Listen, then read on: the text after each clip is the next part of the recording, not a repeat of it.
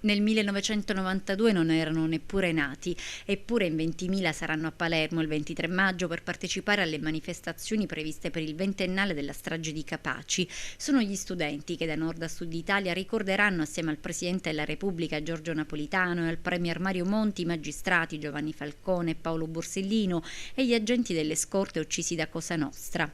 A Palermo assieme alle istituzioni arriveranno anche 3.000 ragazzi a bordo delle due navi della legalità della Fondazione Falcone che salperanno da Civitavecchia e da Napoli.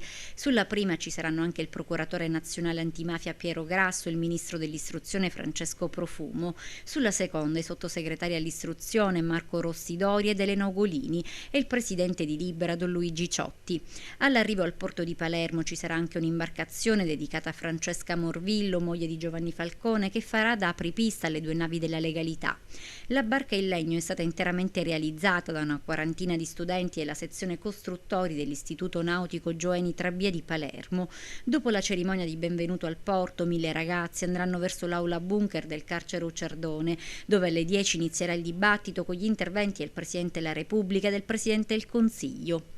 Nel pomeriggio il tradizionale corteo, due le partenze previste, una dall'aula bunker e l'altra da via D'Amelio, unite ai piedi dell'albero Falcone in via Notarbartolo. Qui alle 17.58, ora della strage, si celebrerà il momento solenne del silenzio. In quel momento anche le città di Pescara, Roma e Torino si uniranno per ribadire in un fronte comune il proprio no alla mafia e simbolicamente il 23 sera il Colosseo verrà spento. La celebrazione dell'anniversario si chiuderà allo stadio Renzo Barbera, dove alle 20.30 magistrati e cantanti si sfideranno per la partita del cuore. Nella formazione dei cantanti anche il nostro Lello Analfino de Tintoria.